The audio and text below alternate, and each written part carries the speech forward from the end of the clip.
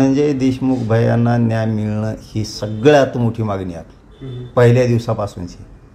आणि दुसरं, खून करणारे आणि खंडणीतले आरोपी एकच आहेत। यांना सगळ्यांना 302 लागून मोका लागून 120 भाग खाली हे सगळे येऊन हे सगळ्यांची अंडर ट्रायल चालली पाहिजे। यांचे सगळ्यांचे नार्कोटिस्ट पण झाली पाहिजे। आणि यांना सांभाळणारे जे लोक आहेत, यांना जे सांभाळणारे लोक आहेत की काय म्हणूयात आपण त्यांना की खंडणीतले आणि खुनातले, खून करणाऱ्यापेक्षा खंडणी मागणाऱ्यापेक्षा सामूहिक कट घडून आणणारे सगळ्यात मोठा गुन्हेगार आहे।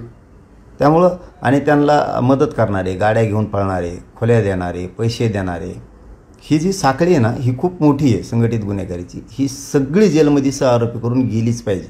याच्यात कोणीही आरोपी सुटता कामा नाही, एकसुद्धा। जर यातला आरोपी सुटला आणि पुरावे जर नष्ट केले यांनी मंत्रिपदाच्या जीवावर धनंजय मुंडेंनी, तर जबाबदारी ही सगळी अजितदादाची आणि फडणवीस साहेबाची असणार आहे। कारण अजितदादांना कधी न मानणारा एक गट तयार झालेला आहे सध्या की तरुण पोराचा, हे त्यांच्याकडे कवाच नव्हता।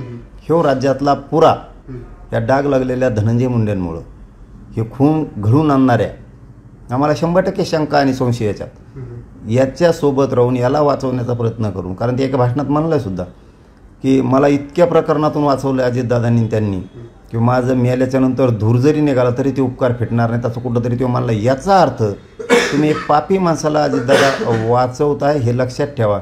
एक डाग लागलेल्या माणसामुळं, एक टोळी चालवणाऱ्या माणसामुळं अख्ख्या राज्यातले जे पोरांची एक वर्ग तुम्हाला मानणार आहे, ही सगळा तुमच्या विरोधात बिथरणारी याची काळजीसुद्धा तुम्ही अजितदादांनी घ्या।